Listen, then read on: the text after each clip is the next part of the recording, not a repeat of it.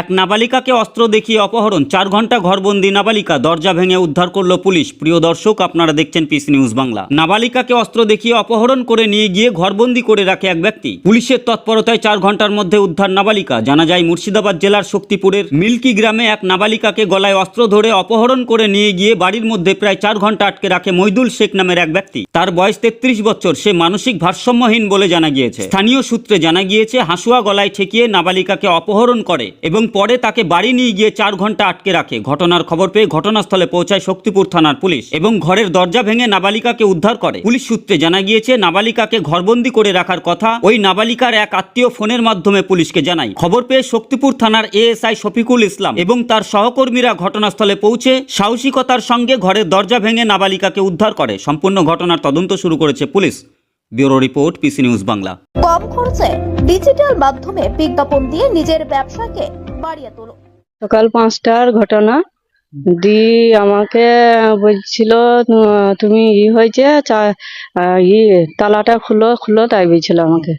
আমি বলছি কেন তালা কেন খুলবো? তা বলছি তোমার বোন আসছি, তালাটা খুলো তাই বলছি। আমি দরকার কথা বলবো। আমি বলছি কি দরকার? তা ওই রুমে বলো। আমি বললাম, তা বলছি না গেটটা খুলি তখন চাবি মামি আমার হাত থেকে কেড়িলি। তখন বলছি যে হয়েছে টাকা দাও, জিনিস দাও তাই বলছি। টাকা দাও, জিনিস দাও। তখন আমি বলছি না টাকা জিনিস আমি দেবো না। আর বোন কয় তখন তারপরে বলছি জিনিসটা দিই, তখন টাকা আমি দিইনি, জিনিসটা দিই। তখন বলছি হয়েছে মেয়েকে দাও। মেয়েকে নিয়ে তখন গাড়ি করে বেরিয়ে চলে গেল। ওটা আমার দুলা ভাই। সকালবেলাতে আমাদের কাছে একটা খবর আসে যে একটা নাবালিকা মেয়েকে তার আত্মীয় সে তাকে নিয়ে আসে আর কি বাড়ি থেকে। তো যাই হোক, তখন ঘরের মধ্যে আছে। ঘরের মধ্যে থাকা অবস্থায় লোকটার কাছে নাকি 2টো ছুরি, 2টো হাসুয়া এইভাবে আছে। একটা ভয়ের পরিবেশ তৈরি হয়। ন্যাচারালি আমাদের গাড়ি চারিদিকে ঘুরে সঙ্গে সঙ্গে আরটিও অফিসার যিনি ছিলেন শফিকুল ইসলাম, ওনার কাছে খবর যায়। উনি তৎক্ষণাৎ ওখানে চলে যান। যাওয়ার সাথে সাথে উনি ওনার সাধ্যমতো চেষ্টা করছেন যাতে করে কোনো মানে আনওয়ান্টেড কিছু না হয়ে যায়। উনি যথেষ্ট দক্ষতার সঙ্গে ওখানে কাজ করেছেন এবং উনি ঘটনাস্থলে গিয়ে জানতে পারলেন সেই যে যিনি নিয়ে এসেছিলেন মইদুল শেখ, উনি মেন্টালি একটু সাউন্ড নন, ডিসব্যালেন্স আছে। বেশ 2-3 বছর আগে একবার এই ধরনের সমস্যার মধ্যেও দেখা যেত।